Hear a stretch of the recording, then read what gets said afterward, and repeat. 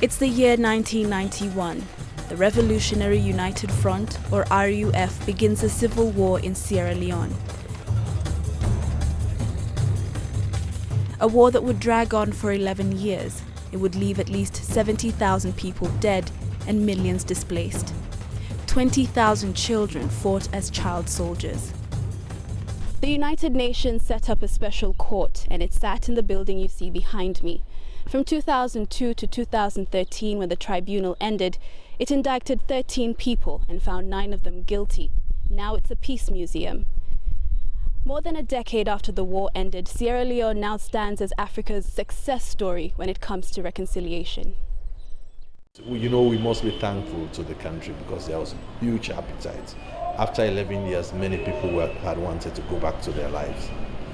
So that in many ways supported reintegration. 33-year-old Amara Sakembo wasn't always a plumber, but it makes a good living, especially given his previous life. I learned this plumbing in 2010. I learned plumbing as part of the DDR program. After the war, I went for classes in 2009, but most of the skills I've learned are while on the job. I do carpentry. A very different man from the teenager in these pictures. He says he bleached his skin on purpose. He wants no one to recognize him or remember him as the child soldier called Long Life. The car did for myself too. Now 15 years. I remember I was given a gun when I was 15. During raids, it's us the children who would go first, and then the RUF rebels would follow. This mark you see on my arm, I was shot and I didn't die. My commander, who was a Liberian, then nicknamed me Long Life.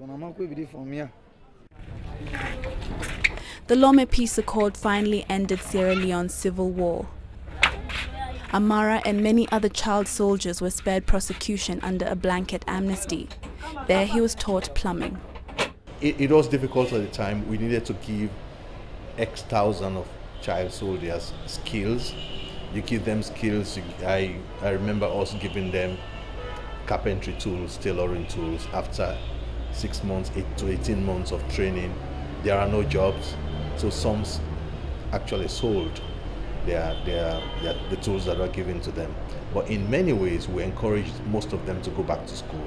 So some have really actually brushed their skills, some have completed universities, some are better citizens now. You don't regret it, it was so fine.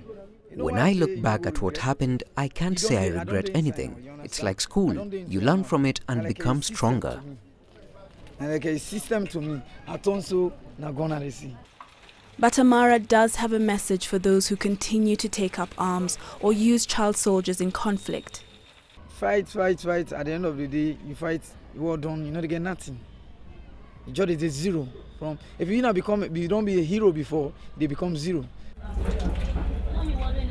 Amara is one of the lucky ones, not just because he survived, but because he can make a living in a country where around 70% of the youth are unemployed. Yes, there's inequality and anger, but there's a reason there's no war. We need a conversation as to which kind of country we want, which kind of future we want, and how can we achieve that together. And one of the missing puzzle in the jigsaw is the absence of leadership behavior change. And some say the end of Ebola in Sierra Leone provides a second chance for people and authorities to address long-standing issues once and for all. Kathryn Omwandho, Freetown, Sierra Leone.